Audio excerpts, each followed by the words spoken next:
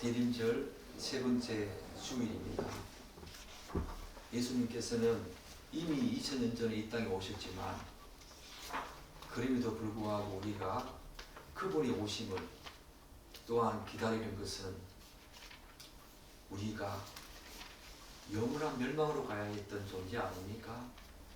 그 영원한 멸망과 사망과 죽음 그로부터 우리를 구원하신 예수 그리스도 그분을 기억하는 것은 우리가 죽음의 순간까지 갖고 가야 될 중요한 주제이지요. 그와 더불어 예수님의 파루시아 다시 오심도 이 점에 우리가 간절히 소망해야 합니다. 이 파루시아를 또한 우리가 소망하면서 이 대림절 셋째 주일을 맞이하고 또 성탄절까지 그 말씀을 묵상하며 나아가는 여러분 되시기를 축복합니다. 아멘. 사랑하는 여러분, 오늘 우리는 마태복음 7장 13절과 14절 말씀, 여러분들이 너무나 많이 들었고 익히 알고 있는 말씀이지 않습니까? 좁은 문으로 들어가라. 많은 주석가들은 마태복음 7장 12절을 산상수훈의 본문의 만물로 봅니다. 그러니까 7장 13절부터 오늘 우리가 살펴보게 될 이 내용부터 결론부가 시작된다고 이야기를 하지요. 따라서 우리가 오늘부터 살펴볼 이 본문은 산상수훈의 결론부의 시작입니다. 예수님께서는 이 마지막 결론부를 통해서 앞에서 말씀하신 주옥 같은 그 교훈을 단순한 지식이 아니라 단순한 지식으로 남겨두시지 아니하시고 우리의 삶으로 실천하며 결단할 것을 강력히 촉구하고 있습니다. 그런데 여러분 7장 13절 이하의 내용을 자세히 보면 하나의 공통된 특징이 있지 않습니까? 예수님께서는 모든 교훈을 7장 13절 이후의 모든 교훈을 짝을 지어서 대조적으로 제시하고 있습니다. 이를테면 오늘 말하는 두 문, 좁은 문과 넓은 문, 그 다음 이어지는 두 나무, 좋은 나무와 나쁜 나무, 그리고 두 무리의 사람이 있지 않습니까?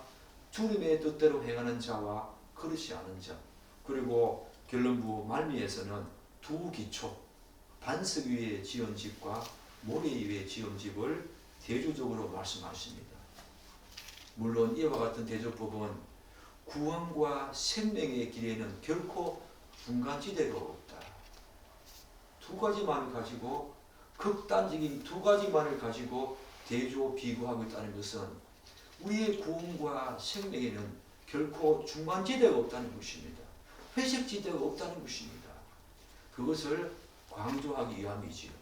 오직 두 갈래의 길 중에 하나만을 선택해야 한다는 것입니다. 사실 이런 논리적인 방식은 우리가 앞에서 살펴보았던 모든 산상설교 전체에서 이미 여러 차례 반복되었습니다. 그렇지 않습니까? 바리새인들과 외식하는 바리새인들과 성도들의 길, 그리고 하늘의 보물을 찾는 자와 그리고 이 땅의 보물을 찾는 자, 그와 같이 이런 대조법은 앞에서도 계속 반복된 논리적인 방식입니다. 그럼에도 불구하고 우리가 앞으로 살펴보게 될 이 두 가지를 비교, 대조하는 이 초점에는요, 굉장히 중요한 앞의 거와 비교해서 차이점이 있습니다. 그것은 선택과 결단을 강력하게 촉구하고 있다는 것입니다. 앞에서는 단지 비교와 대조로 그쳤다면 7장 13절부터 이어지는 이 두 가지 대조 속에서는 예수님께서 강력히 두 가지 중에서 하나를 선택하라 라고 하는 강력한 촉구를 겸하고 있다는 것입니다. 단순히 이것과 저것이 있다, 이것과 저것이 다르다라는 지적을 넘어서 그러므로 너희는 반드시 이것을 선택하라라는 명령이 주어지고 있다는 것이 바로 결론부의 특징입니다. 사랑하는 여러분, 사실 우리말에는 우리 13절 한번 읽어볼까요? 좁은 문으로 들어가라. 멸망으로 인도하는 문은 크고 그 길이 넓어 그리로 들어가는 자가 많고. 사실 우리말에는 13절의 첫 구절이 좁은 문으로 들어가라 하는 다소 완화된 표현으로 나오지요. 그러나 헬라어는 그렇지 않습니다. 헬라어 원문을 보면 제일 먼저 좁은 문으로 이런 말이 나오는 것이 아니라 에이셀 사테라고 하는 말이 등장합니다. 에이셀 사테. 그러면서 뒤이어서 내용이 나오는데 이 말은 들어가라. 영어에도 보면 엔터라고 나옵니다. 들어가라. 적극적이고 단호한 결단을 지금 주님께서 우리에게 요구하고 있다는 것입니다. 우리말에는 좁은 문으로 이 말이 먼저 나오지만 헬라 원문은 우리말과 전혀 다른 어순이지요. 들어가라 이 말이 먼저 나옵니다. 들어가라 그 좁은 문을 통하여. 이 점은 성경이 말하는 믿음의 본질과도 깊은 관련이 있지요. 사랑하는 여러분, 기독교의 신앙과 믿음은 단순히 지적 동의에만 머무르지 않지요. 전인격적인 반응, 지와 정과 의를 다 포함합니다. 그렇기 때문에 산상수훈의 전반부, 다시 말씀드려서 5장에서부터 7장 12절까지는 주로 지적인 차원에서 성도가 깨달아야 될 진리체계와 가치관을 지금 제시하고 있지요. 그러나 참된 믿음은 여기서 멈추지 않습니다. 그래서 예수님께서는 결론부에서 믿음의 최종적인 요소, 즉 의지적인 결단을 지금 강조하고 있는 것입니다. 7장 12절까지는 어찌 보면 직설법이지요. 기독교의 진리와 가치체계가 무엇인지를 우리에게 지금 말씀을 하셨습니다. 그러면서 7장 13절부터는 그 믿음과 신앙의 가장 중요한 요소인 의지적인 요소를 강조하시면서 우리들에게 명령법으로 이야기하고 있는 내용이지요. 지적 동의와 정의적인 간격을 넘어서 이제는 실제로 하나님의 말씀에 순종하려는 단호한 의지적인 선택을 지금 요구하십니다. 바로 이 지점에서 예수님은 좁은 문으로 들어가라. 그 좁은 문을 통하여 이렇게 명령하십니다. 사랑하는 여러분, 좁은 문은 누구를 가리키겠습니까? 곧 예수 그리스도 자신을 가리키지 않습니까? 주님께서도 이렇게 말씀하셨습니다. 요한복음 14장 6절에서 내가 곧 길이요 진리요 생명이다. 그렇게 선언하지 않았습니까? 따라서 좁은 문과 좁은 길은 바로 예수 그리스도 그분을 의미하고 그분과의 인격적 만남을 통한 구원을 의미하지. 그런데 좁은 문으로 들어가라 라는 이 명령에서 우리가 두 가지 중요한 사실을 발견할 수 있습니다. 하나는 좁은 문은 본질적으로 좁기 때문에 본질적으로 찾기 어렵다는 것입니다. 좁다라는 말 자체가 그것을 시사하지 않습니까? 좁은 문은 인간의 노력과 지혜로 쉽게 발견할 수 없습니다. 오히려 우리의 힘으로는 불가능합니다.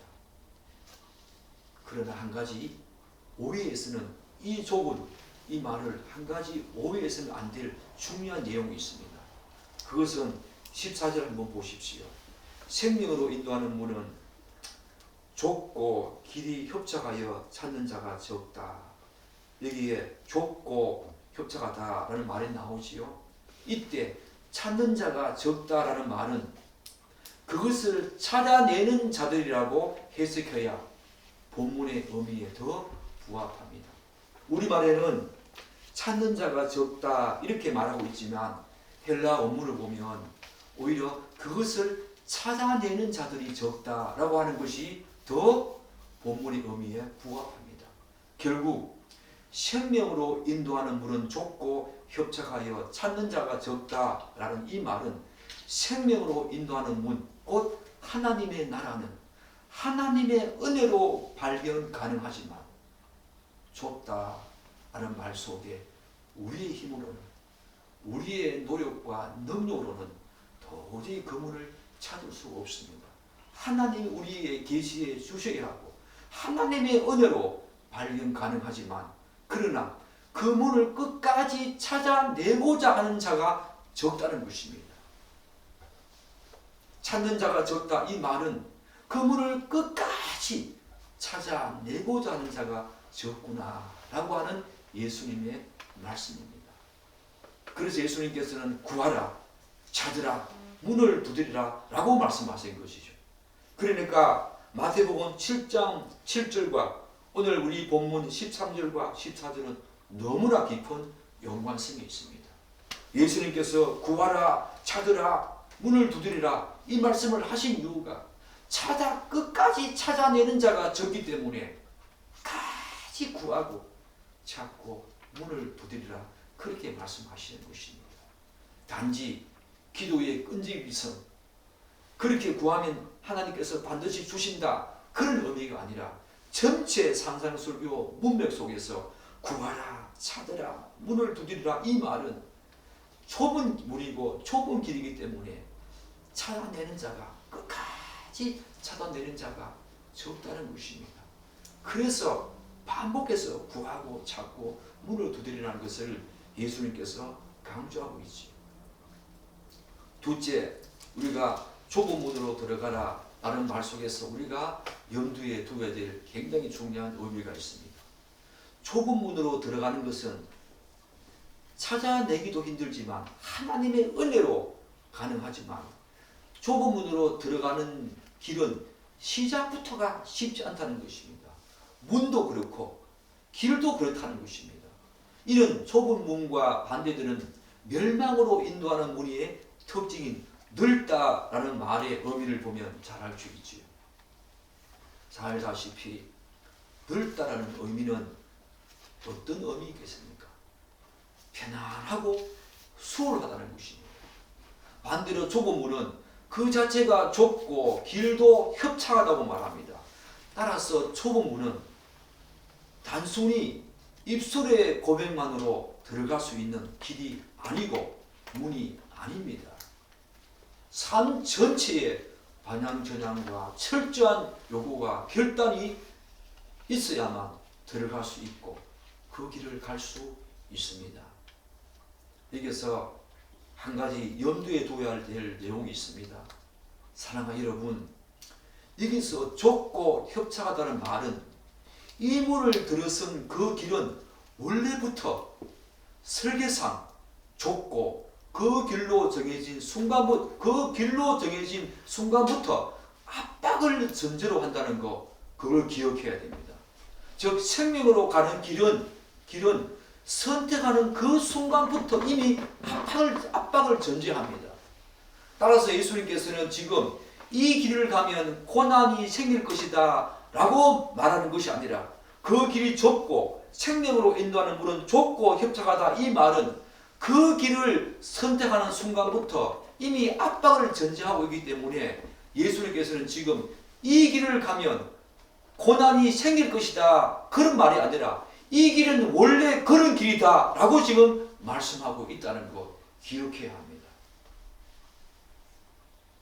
그런 측면에서 여러분과 저는 굉장히 용감한 사람들입니다.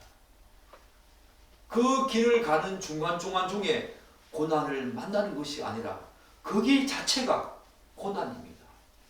그 길 자체가 압박입니다.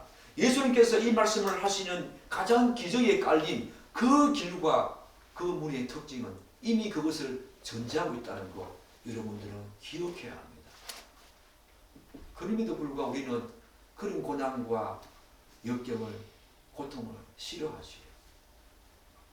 그래서 끝까지 찾아내는 자가 적다는 것입니다. 사랑하는 여러분, 여러분들은 이 길을 그렇게 알고 들었었습니까? 이 문을 그렇게 알고 들었었습니까?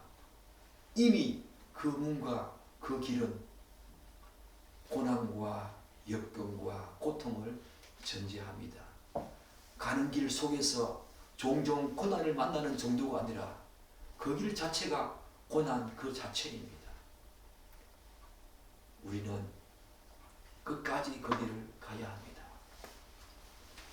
사랑하는 여러분, 그러나 반대로 오늘 멸망으로 인도하는 문과 길은 어떻다고 말합니까? 우리말 표현으로는 그 의미가 잘 드러나지 않는데 사실 멸망으로 인도하는 문은 이 말은 계속해서 우리를 멸망으로 끌고 가는 그 문, 그런 의미입니다. 우리를 그렇게 끌고 간다, 멸망으로 인도한다 그러니까 굉장히 완화적이고 유화적인 모습으로 보이지 않습니까? 인도한다, 그런 뜻이 아니지요. 멸망으로 우리를 끌고 간다. 즉 그 길은 멸망 쪽으로 사람을 끌고 간다는 것입니다. 누가요? 사단과 마귀가. 본인이 그 길을 간다고 생각하지만 실상은 사단과 마귀가 그 멸망으로 가는 길을, 우리를, 믿지 않는 자들을 계속 끌고 간다는 의미이지요.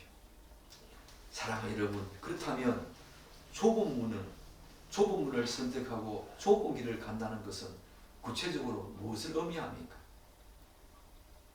사실 예수님께서 5장부터 7장 12절까지 말씀하신 모든 교훈이 바로 좁은 길입니다. 그렇지 않습니까? 원수를 사랑하라. 그게 좁은 문이고 좁은 길 아니지 않습니까? 오리를 가는데 심리까지 가라. 겉옷을 달라하면 속옷까지 주라. 그것이 좁은 문이고 좁은 길 아닙니까? 따라서 그 문으로 들어가고 그 길을 간다는 것은 결코 쉽지 않은 것입니다. 하나님을 알지 못하는 자연인들은 결코 갈 수 없는 길입니다. 참된 성도만이, 그것도 소수의 참된 성도만이 그를 갈 수 있는 길입니다. 왜요? 예수님께서 분명하게 말씀하십니다. 생명으로 인도하는 문은 좁고 협착하여 그것을 계속 끝까지 찾아내고자 하는 자가 적다라고 말씀하십니다. 참된 성도만이, 소수의 남은 자, 참된 성도만이 가는 길입니다. 따라서 좁은 문과 좁은 길을 가려면 가장 먼저 방해되는 수많은 짐들을 내려놓아야 합니다. 좁은 문이지 않습니까? 우리가 지고 갈 수 있는 것이 그리 많지 않습니다. 좁은 길이지 않습니까? 수많은 것들을 지게에 지고 간다고 한번 생각해 보십시오. 그 좁은 길 속에서 균형을 잡고 간다는 것은 거의 불가능합니다. 그렇기 때문에 좁은 문과 좁은 길을 간다는 것은 우리에게 덕지덕지 붙은 수많은 짐들, 그것들을 다 내려놓아야만 가능하지요. 그러면 우리가 내려놓아야 할 것들이 무엇이 있습니까? 교만과 자기사랑, 자기의와 자기중심성, 그리고 자기 영광이지요. 또한 위선과 형식적 종교생활, 육적인 가치관, 탐심과 염려, 예자 역시 버려야 합니다. 그런 것들은 우리 등에 지고 좁은 문과 좁은 길을 가기에는 너무 거추장스럽습니다. 오히려 방해거리만 됩니다. 그렇다면 사랑하는 여러분, 왜 교만의 짐을 내려놓아야 합니까? 교만은 여러분이 잘 알다시피 피조물이 스스로 하나님이 되고자 하는 사단적인 욕망의 발현입니다. 그러므로 예수님께서는 심령이 가난한 자와 애통하는 자가 복이 있다, 그렇게 말씀하지 않습니까? 참된 성도는 하나님 앞에서 내세울 곳이 전혀 없음을 깨닫고, 참된 성도는 교만하지 않습니다. 하나님 앞에서 내세울 곳이 전혀 없음을 깨닫고 늘 자신의 죄와 비참함 때문에 애통하고 심령이 가난한 자 아닙니까? 그런 자가 교만하지 않는 자지요. 그런 자만이 좁은 문을 통과할 수 있고 좁은 길을 갈 수 있지요. 사랑하는 여러분, 또 자기 의는 어떻습니까? 자기 의도 버려야 합니다. 바리새인들과 서기관들은 자기 의를 자랑했지만 예수님께서는 세리의 겸손함을 보시고 어떻게 말씀하십니까? 이 사람이 어렵다 하심을 받고 그의 집으로 내려갔다라고 말씀하지 않습니까? 그를 칭찬하셨습니다. 성도는 오직 그리스도의 의를 덧입으로만 의로운 사람이 될 수 있습니다. 그러므로 좁은 문과 좁은 길은 자기 의를 완전히 배제해야 합니다. 특히 인간의 의와 하나님의 의를 동시에 붙잡으려는 시도는 결코 이 좁은 문과 좁은 길을 갈 수 없게 하는 실패입니다. 행위로 세운 의와 그리스도의 대속적 사랑을 통해서 우리에게 주시는 그 의는 결코 양립할 수 없습니다. 좁은 문은 오직 하나님의 의만을 허용합니다. 따라서 좁은 문과 좁은 길은 우리의 의가 아니라 오직 하나님의 은혜로만 걸어갈 수 있는 길입니다. 비유컨대 좁은 문 앞에서는 누구든지 볼 수 있는 만큼 크게 쓰인 한 문구가 여러분 앞에 반드시 서 있을 것입니다. 어떤 문구겠습니까? 그 좁은 문 앞에는 바로 자기의 출입금지 라고 하는 문구가 반드시 서 있을 것입니다. 그리고 좁은 길을 걸어가는 동안에도 여러 곳에서 반복적으로 만나는 팻말이 있습니다. 그게 무엇이겠습니까? 다름 아닌 자기의 통행금지라고 하는 경고문을 우리는 수없이 발견하게 될 것입니다. 성경 말씀을 통해서 여러분들이 성경 말씀을 묵상하면서 계속 여러분에게 깨달음을 주고 여러분을 계속 거룩한 믿음으로 거룩한 성화의 과정을 거쳐가는 그 과정 속에 우리는 수많은 통행금지 또한 경고문을 발견하게 되는데 뭡니까? 자기의 통행금지. 이 성경은 저에게 그런 문구를 계속 제시해 주고 있습니다. 또한 좁은 문을 통과하고 좁은 길을 가려는 자는 반드시 자기 중심성을 또한 내려놓아야 합니다. 그런데 사랑하는 여러분, 하나님은 당신의 주권과 섭리 속에서 우리가 원하지 않는 길을 가게 하실 때가 있지요. 저의 걸어온 길도 마찬가지입니다. 성경에서 우리가 요셉의 삶을 보지 않습니까? 요셉처럼 우리에게도 예상치 못한 그런 자리로 우리를 몰아갈 때가 있습니다. 심지어 그러한 시련이 우리에게 왔을 때에 특별히 사랑하는 자에게도 그런 시련과 고난이 분명히 오는데 예상치 못한 길로 인도하시는 길이 우리에게 분명히 펼쳐질진데 그런데 이런 일이 닥쳤을 때에 자기 중심성은 우리를 하여금 하나님의 섭리를 보지 못하게 합니다. 오히려 그 상황 속에서 좌절과 절망만을 바라보게 하죠. 그렇기 때문에 자기 중심성을 내려놓아야 합니다. 그러나 좁은 문을 통과해서 들어선 좁은 길은 사랑하는 여러분, 그런 어려움과 우리가 예상치 못한 그런 길로 접어들었을 때에 우리에게 찾아오는 좌절과 절망 분명히 있지요. 그렇지만 좁은 문을 통과해서 들어선 그 좁은 길은 좌절과 절망 속에 오래 머물게 하지는 않습니다. 잠시 그러한 상태를 진실한 성도도 경험할 수 있지만 그 길은 본질적으로 그런 좌절과 절망감을 가지고 오래 머물 수 있는 그런 길이 아니고 안주할 수 있는 공간이 아닙니다.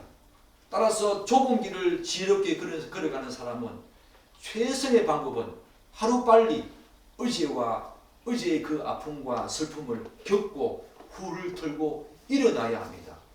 다시 일어나서 묵묵히 전진해야 합니다. 그 좁은 길은 계속해서 좌절과 절망 가운데 우리를 머물러 있지 않게 합니다.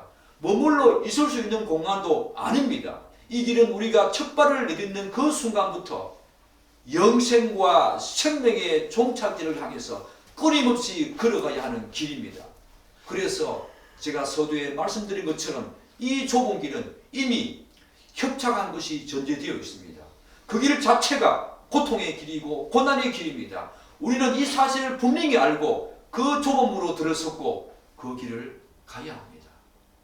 그래서 좁은 길을 걷는 자가 이 자기 중심성을 제때 다루지 못하면 그런 자기 중심성을 가지고 그 고난과 시련을 계속해서 바라본다면 그 길 위에서 끊임없이 찾아오는 통증과 고통 때문에 결국 그 길을 끝까지 걸어가기 어려울 것입니다. 따라서 좁은 길을 가는 성도는 날마다 하나님의 말씀 앞에서 자기 중심성을 점검해야 합니다.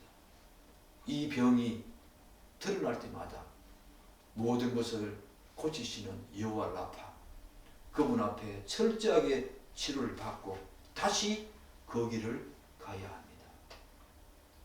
사랑하는 여러분, 여러분들은 이 좁은 길을 그렇게 가고 있습니까? 그렇게 우리는 걸어가야 합니다. 그런데 또 자기 영광 어떻습니까? 성도는 자기 영광이 아니라 하나님의 영광을 드러내며 사는 존재 아닙니까? 그래서 예수님께서도 팔복을 다 말씀하신 후에 성도를 세상의 소금과 빛이라고 말씀하십니다. 그런 다음에 그 말씀 이후에 뭐라고 말씀하십니까? 너희 빛이 사람 앞에 비치게 하여 그들로 너희 착한 행실을 보고 하늘에 계신 너희 아버지께 영광을 돌리게 하라. 성도는 착한 행실을 통해서 하나님께 영광을 돌려야 합니다.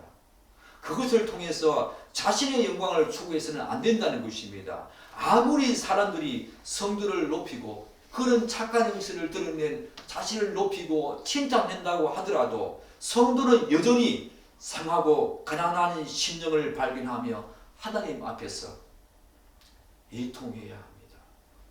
그것이 바로 좁은 길을 가는 참된 성도의 자세이고 태도입니다. 그러므로 좁은 길은 본질적으로 두 개의 깃발을 가지고 그 길을 가져옵습니다. 하나의 깃발은 뭐겠습니까? 사람의 영광. 또 다른 하나의 깃발은 무엇이겠습니까? 하나님의 영광. 이 두 가지 깃발을 가지고 좁은 길을 갈 수는 없습니다. 예수님은 한 번도 자신의 영광을 구하지 않으셨습니다. 오직 하나님께만 영광을 올려 드렸습니다. 이 땅에 오신 예수님은 그렇게 오셨고 그렇게 사셨고 그렇게 영광된 길을 가셨습니다. 그 길이 영광된 길입니다.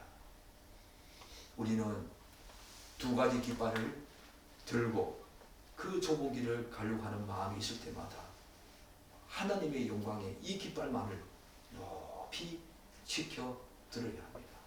때로는 이 깃발이 계속해서 올라오고자 하는 그런 여러 가지 생각들이 죄악된 본성들이 나타나지만 예수 그리스도 그분이 가신 그 영광의 길을 다시 묵상하면서 예수님께서는 한 번도 자신의 영광이 아니라 하나님의 영광을 위해서 묵묵히 십자가 가셨고 묵묵히 그의 전 생애를 그렇게 사셨다는 것을 기억하며 오로지 하나님의 영광의 깃발, 이 깃발만을 꽂고 끝까지 그 길을 가야 합니다. 사랑하는 여러분, 우리는 이 좁은 문과 좁은 길을 가는 과정 속에서 제가 마지막으로 강조할 부분이 있습니다. 죄를 품은 채 이 길을 간다는 것은 어불성설입니다. 죄를 가지고서는 들어갈 수도 없고 걸어갈 수도 없는 길이 바로 이 길입니다. 많은 사람들은 이 문으로 접어들었고 이 길을 가면서도 여전히 죄를 안고 갑니다. 그렇지 않습니다. 진실로 이 길을 접어든 자는 죄를 품은 채 걸어갈 수가 없습니다. 하나님의 은혜로 거듭난 성도는 이미 예수 그리스도의 대속적인 은혜로 죄사함을 받았습니다. 이미 좁은 문으로 들어간 사람 아닙니까? 그럼에도 불구하고 성도는 좁은 길을 걸어가는 동안에 내면에서 수많은 죄악된 본성을 발견하게 되었습니다. 자신의 이 죄악된 내면 속에서 옛자아와 새자아가 끊임없이 투쟁하고 갈등하는 모습을 우리가 보고 있지 않습니까? 그러나 우리는 사도 바울의 이 고민을 들어야 합니다. 사도 바울이 갈라디아 5장 17절에서 이렇게 고민합니다. 육체의 소욕은 성령을 거스르고 성령은 육체를 거스르나니 이 둘이 서로 대적함으로 너희가 원하는 것을 하지 못하게 한다. 우리는 육체의 소욕을 계속해서 꺾어야 합니다. 내 안에 계시는 성령 하나님, 그분의 음성을 듣고 좁은 길을 가야 합니다. 그렇지만 거듭난 성도는 죄에 대해 분명한 태도를 보이지 않습니까? 요한 1서가 우리가 말하듯이 죄를 더 이상 용납하지 않고 미워하며 반복적으로 죄를 짓는 삶을 요한 1서는 경계합니다. 사랑하는 여러분, 여러분들이 여전히 죄 가운데 있습니까? 속히 하나님께 회개하며 그분 앞에 나아가서 정말 죄사함의 그 은혜를 다시 경험하며 우리는 비록 칭의의 은혜로 말미암아 죄사함 분명히 받았지만 우리가 일상 속에서 씻는 수많은 죄들은 또다시 주님 앞에 회개하며 이 길을 가야 합니다. 이 길은 죄를 갖고 갈 수 있는 길이 아닙니다. 성도는 죄를 짓고 넘어지지요. 그러나 성령께서 내주하시기 때문에 죄를 분별하고 깨닫게 하십니다. 회개로 이끄십니다. 만약 성도가 죄를 습관적으로 반복하며 합리화한다면 그는 스스로 넓은 길을 걷고 있음을 드러내는 것과 마찬가지요. 진정 좁은 길을 걷는 성도는 성령의 내적 조명하심을 받고 날마다 자신에게 있는 조그만 죄라도 깨닫고 또한 성령께서 인도하시는 거룩한 길을 가는 사람, 그 사람이 참된 성도이지요. 사랑하는 여러분, 여러분들은 그런 상태로 이 길을 갈 수 있다고 생각하면 큰 오산입니다. 이 길은 죄를 가지고 갈 수 있는 길이 아니고 죄 자체가 그 문을, 죄 자체를 가지고 있는 사람은 아예 그 문을 들어설 수가 없지요. 절대로 들어설 수 없습니다. 사랑하는 여러분, 그렇기 때문에 이 길은 지금까지 말씀하신 이 내용들을 보면 이 길이 결코 쉽지 않다는 것을 여러분들은 잘 새겨들어야 합니다. 정말 이 길은 쉽지 않기 때문에 숭고한 결단과 불굴의 의지가 필요합니다. 그러므로 예수님께서는 들어가라, 그 복음을 통하여 들어가라고 하나님의 아들 예수님께서 우리에게 권면하십니다. 들어가라. 우리에게 지금 강력한 촉구를 하고 계시다는 것입니다. 사랑하는 여러분, 우리가 누구입니까? 영원한 멸망으로 가도 우리는 아무런 대꾸를 할 수 없는 존재입니다. 죄악으로 영원한 멸망으로 가야 했던 존재입니다. 그런 우리들을 보고 예수님께서 우리에게 말씀하십니다. 안타까운 마음으로, 긍휼과 자비로운 마음으로 말씀하십니다. 얘들아, 들어가라. 우리를 살리기 위해서 하시는 말씀입니다. 들어가라. 기억하십시오. 좁은 길 끝에는 반드시 주님의 따뜻한 품이 우리를 기다리고 있습니다. 우리는 그분을 구세주와 왕, 그리고 주인으로 끝까지 신뢰하며 생명의 길을 완주해야 합니다. 그 길을 예비하기 위해서 이 땅에 그분이 오시지 않았습니까? 사랑하는 여러분, 그 길은 결코 우리에게 외로운 길이 아닙니다. 우리는 수많은 고독과 만나기도 합니다. 좁은 문을 들어가려면 반드시 하나님과의 인격적인 만남이 필요하지요. 이 문은 대리 통과가 불가능합니다. 오직 개인의 믿음으로만 지나갈 수 있습니다. 그래서 대부분의 성도는 좁은 길을 걸으며 외로움과 고독감을 느끼기도 하지요. 사랑하는 여러분, 여러분들은 이 길을 걸어갈 때에 외롭지 않습니까? 많은 친구들이 이 길을 걸어가지 않습니다. 내가 사랑하는 친구들과 함께 갈 수 있다면 너무나 좋겠지만, 내가 사랑하는 가족들과 함께 걸어갈 수 있다면 너무나 좋겠지만, 때로는 가족도 친구도 이 길을 걸어가는 것을 선호하지 않을 때가 있지요. 그러므로 이 길을 걸어본 자는 다 느끼게 됩니다. 고독합니다. 외롭습니다. 그러나 이 고독은 반드시 싸워서 극복해야 될 대상이 아닙니다. 오히려 함께 걸어가야 할, 그 고독은 함께 걸어가야 할 동반자요, 친구입니다. 이 고독을 즐길 수 있어야 이 좁은 길을 지혜롭게 걸어갈 수 있습니다. 그러나 이 좁은 길에는 결코 혼자가 아니지요. 우리의 왕 되시고 메시아 되시고 우리의 구주 되시고 우리의 라파 되신 그분이 우리와 함께 동행하십니다.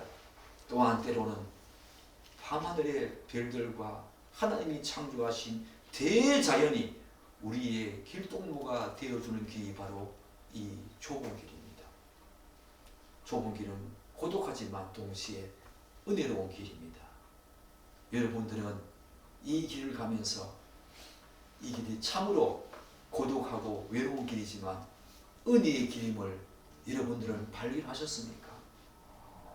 때로는 좌절과 절망감이 수없이 나에게 밀려오지만 예수 그리스도 그분이 나와 함께 이 길을 동행한다는 그 사실 때문에 여러분들은 위로를 받아본 적이 있습니까? 고독은 이 길을 가는 과정 속에 고독은 극복해야 될 대상이 아닙니다. 끝까지 함께 가지고 가야 될 동반자요 친구입니다. 사랑하는 여러분, 이 길이 여러분에게 매력적인 길 아닙니까? 저는 이 길을 선택했습니다. 너무나 매력적인 길입니다. 나를 창조하시고 나를 지으신 그분이 나와 함께 동행하는 길이기에 그분이 창조하신 모든 대자연이 나의 친구가 되어주기에 충분히 걸어갈 수 있는 길입니다. 비록 고난과 고통이 여전히 있겠지만 그 길은 굉장히 영광스러운 길이고 매력적인 길입니다. 사랑하는 여러분, 선택하십시오. 예수님께서 지금 말씀하십니다. 들어가라. 이 좁은 문으로, 이 길로 들어가라. 오늘 여러분에게 다시 한 번 더 권면합니다. 결단하십시오. 결단하십시오. 그것이 바로 참된 믿음의 마지막 보루입니다. 지적으로 많이 안다고 해서 감정적으로 예수 그리스도의 그 사랑에 대해서 감격하고 많이 울어본다고 해서 운다고 해서 울었다고 해서 그것이 믿음과 신앙의 완결점은 아닌 것입니다. 바로 들어가라 라고 하는 예수님의 이 말씀을 듣고 의지적인 결단과 요구로 그 길을 가는 자가 마지막 믿음의 신앙의 완결자로서 예수님 앞에 설 자격이 있는 자입니다. 여러분에게 이 축복이 있기를 간절히 기대하고 또한 기도합니다. 기도하겠습니다.